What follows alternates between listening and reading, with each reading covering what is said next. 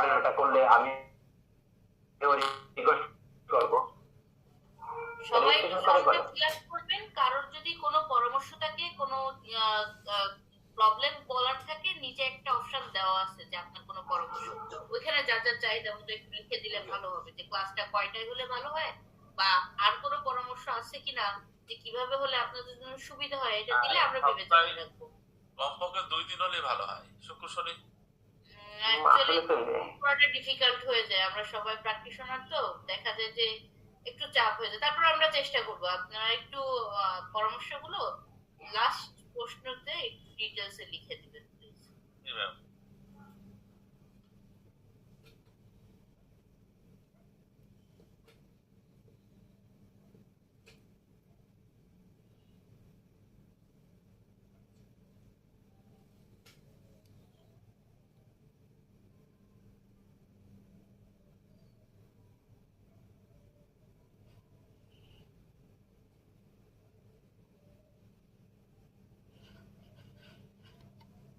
সাথে করেছে।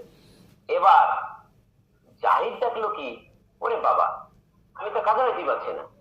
যখনই কামরুল মিউটেশন করতে গেল, যখন দেখে ওই ওই সরি ওই ওই দুই ছেলের আর জমি নাই, বড় ছেলের জমি নাই, কতটুক আমি মিউটেশন করলে 500 পাই, তখন তাকে কি করতে হবে, ওই মিউটেশন কাটতে হবে, কেটে তাকে ঢুকতে হবে।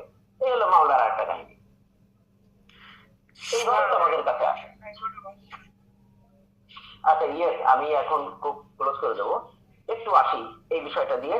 তাহলে দেখো আমরা মূল কিন্তু স্থান তো এখানেই, আসলে কিন্তু জমির এই 3টে কাগজ সিভিলের,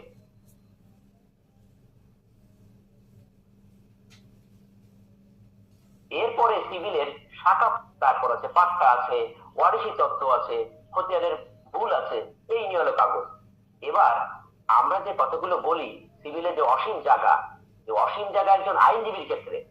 এবার দেখি আমি যখন এই কাগজগুলো নিয়ে আর্গুমেন্ট করতে যাচ্ছি কোর্টের কাছে, আমার এগেনিস্টের কিন্তু একজন লয়ার আছে, উনিও আর্গুমেন্ট করছে, আজকে আর্গুমেন্ট করছে।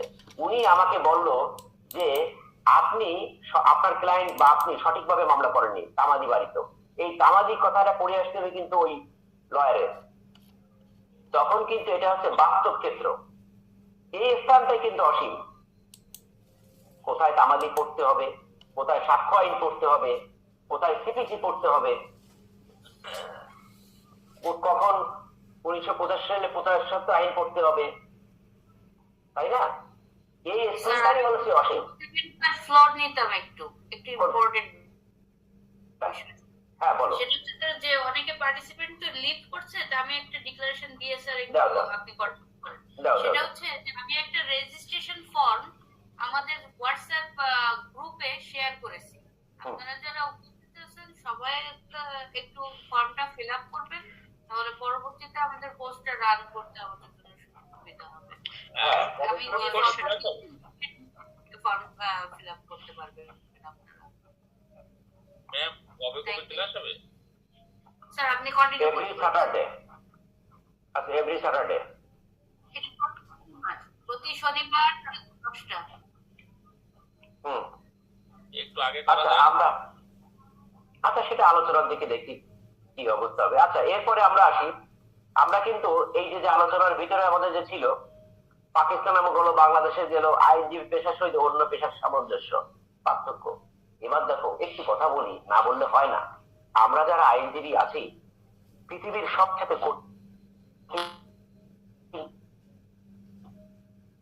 পেশা হচ্ছে আইনজীবী পেশা। এই আইন পেশা আর হকারি পেশা আর দালালি পেশার মধ্যে খুব বেশি তফাৎ। শুনতে খুব খারাপ লাগে, হকার একজন আইনজীবীকে হকার বললে কষ্ট হয় না আমাদের? হ্যাঁ, শুনতেও তো খারাপ লাগে। কেন আইনজীবীকে হকার বললাম?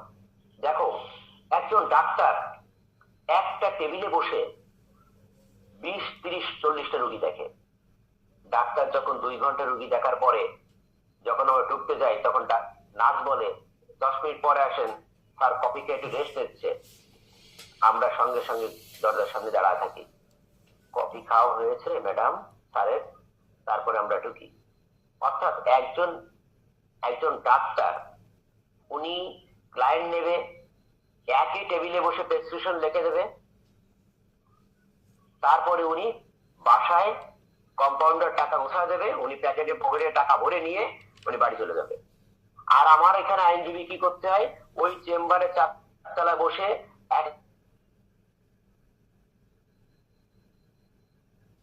এক ধরনের ক্লায়েন্ট আসার পর আমাদের হকারি করে নামতে হয়। কি করে হকারি করে নামতে হয়, একটা আর্জি দেখে নিয়ে চলে যেতে হয় ওই সেই কোর্টে। ধরো মামলা আসলে দৌলতপুর কোর্টে, আমরা আর্জি লিখে দৌলতপুর কোর্টে যাই, যখন শুনানি হয় তখন আসি।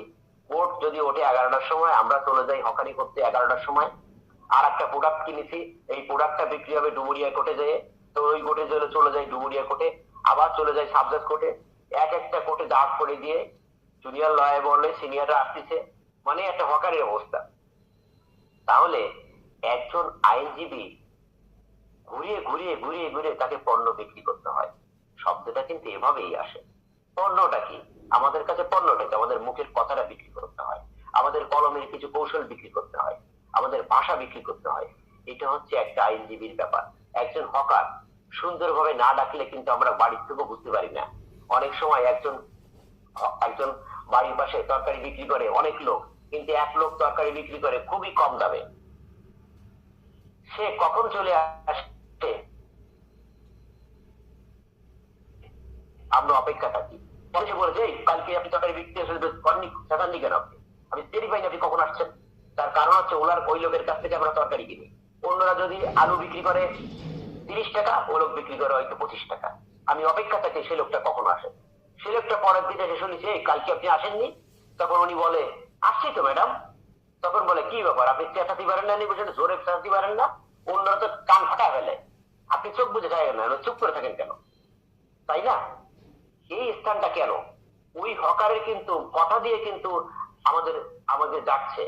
আর আমরাও কিন্তু সুন্দরভাবে কথা বলে বিজ্ঞ আচরণ মানে আদালতের কাছে সুন্দর কথা এবং উপস্থাপন করে আমাদেরও হকারির মতন আমাদের শব্দটা মানে বিক্রি করতে হচ্ছে, প্রোডাক্টটা বিক্রি করতে হচ্ছে, কোর্টের কাগজ বিক্রি করতে হচ্ছে। এই কোর্ট প্রসিডিউরটা হচ্ছে সবচেয়ে বেশি কঠিন টাকা, কিন্তু ক্লায়েন্ট ম্যানেজমেন্ট করা হচ্ছে অল্প সময়ের ব্যাপার। এই ক্লায়েন্ট ম্যানেজমেন্ট করতে করতেই যখন 2 থেকে 3 মাসের মধ্যে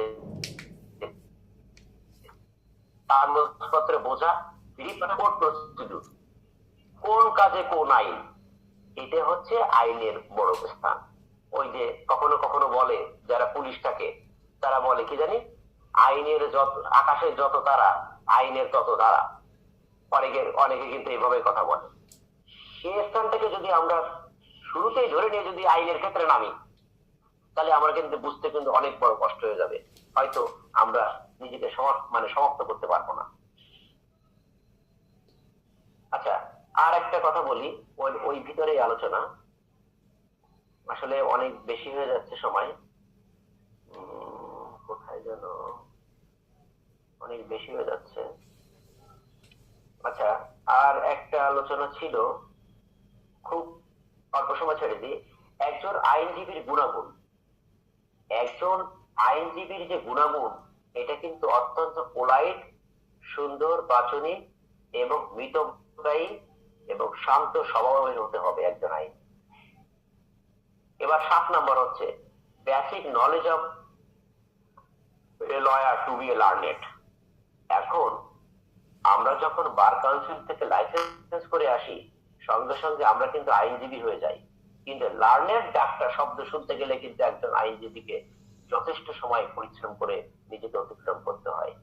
এই স্থানটাই হচ্ছে আইন জানার একটা অপরিসীম স্থান। এই জানতেই কিন্তু যখন একজন লার্নেড বা একজন বিচক্ষণতার মধ্যে পরিচয় দিতে পারে। তাহলে আসলে আমি অনেক কথা বললাম, প্রায় 1.5 ঘন্টার মতন কথা বলেছি। অনেকে হয়তো বুঝতে কষ্ট হয়েছে, আবার অনেকে হয়তো কিছুটা ধারণা আছে বিধায় তাদের ক্ষেত্রে অত্যন্ত সহজলভ্য এবং সহজ হয়েছে। আসলে কিন্তু সিভিল আইনটা যদি আমরা সূচনার ক্রিম থেকে একটা পয়েন্ট বিন্দু থেকে শুরু করি, তাহলে সিভিলটা কিন্তু অত্যন্ত সোজা। আর সিভিলটা যদি আমরা ব্যাসার্ধ নিয়ে চিন্তা করি, তাহলে এই সিভিলটা কিন্তু রপ্ত করা অনেক কষ্ট। থেকে যদি আমরা শুরু করি তাহলে সিভিলটা শুরু করতে হবে সিএস থেকে। আর ব্যাসার্ধ যদি বলি তাহলে হচ্ছে পারিভাষিক কাগজপত্রের সংমিশ্রণ এবং কোর্ট প্রসিডিউর এবং সুন্দর উপস্থাপন, এই নিয়ে হচ্ছে সিভিলের সুন্দর একটা ব্যবস্থা। কিন্তু আমি কথা বললাম তিনটে ক্ষতি এনে হচ্ছে সিভিলের বেস, এছাড়া কিছু না। এই তিনটে বেস যদি জানতে পারা যায় তাহলে যে কোনো ক্লায়েন্টকে যে কোনো অবস্থাতে যে কোনো ভাবেই সন্তুষ্ট করা সম্ভব। আচ্ছা, আর কি কারো কোনো জিজ্ঞাসা বা কোনো কিছু আছে? স্যার একটা কোশ্চেন ছিল স্যার। ইয়েস ইয়েস স্যার এই বিভিন্ন দলিলে দেখা যায় শুধুমাত্র বিআরএস উল্লেখ থাকে,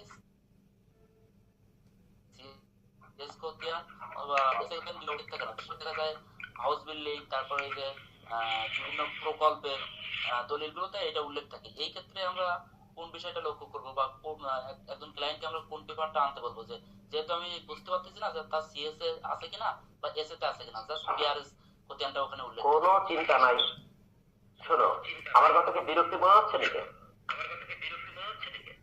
আচ্ছা, এই যে আমার কাছে বিরক্তি মনে হচ্ছে। স্যার যারা আসতেছে সম্ভবত আমাদের কারণ কোনো ডিভাইস পাশে আছে, এই জন্য এরকম একটু আচ্ছা, এবার বলি, ওই আবার নীল স্টপ হয়েছে, বিদায় কেটে গেছে। আমাদের এই ঘটনা ঘটে খুলনায় দুটো জায়গায়, একটা হচ্ছে হাউস বিল্ডিং এস্টেট আর কেডিএ, এই দুই জায়গায় ঘটনা ঘটে। এখানে তোমরা নিয়ে আসতে বলবা যে প্রথম যাকে অ্যালটমেন্ট দিয়েছে সেই অ্যালটমেন্ট লেটারটা, প্রথম অ্যালটমেন্ট লেটারটা যদি পাও তাহলে অ্যালটমেন্টে লেখা থাকবে সি ব্লক জমির পরিমাণ এত, দাগ নাম্বার এত, পুরো লেখা থাকে, কিন্তু দলিলে কিছু লেখা থাকে না। দলিলে লেখা থাকে একেবারে সংক্ষিপ্ত, কিচ্ছু লেখা যায় না। ওই দলিলগুলো নীলমনে নিয়ে আসছিল, তোমাকে একটা কাগজ আনতে বলেছিলাম, ওইটা হচ্ছে অ্যালটমেন্ট লেটার। প্রথমে যখন জমিটা দেয় তারপরে অ্যালটমেন্ট দেয়, অ্যালটমেন্ট লেটারের মধ্যে সবকিছু থাকে। আর এখন অবশ্য অনেক ক্ষেত্রে 3-4 ভাগ বছর হয়ে গেলে অ্যালটমেন্ট লেটার আর খুঁজে পাওয়া যায় না। তখন জমিটা আনতে হয়, বলতে হয় যে আপনি যে বর্গফুটে জমি কিনেছেন এই বর্গফুটটা কোন বিআরএস কোন দাগে, এসএ এবং বিআরএস কোন দাগের পরে অবস্থিত, এটা একটু আপনি নিয়ে আসেন।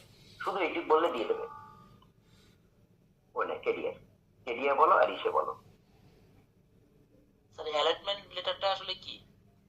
অ্যালটমেন্ট হচ্ছে যে দলিল দেওয়ার পরে ওটা হচ্ছে তোমাকে কোন স্থান দিল সেটা হচ্ছে অ্যালটমেন্ট।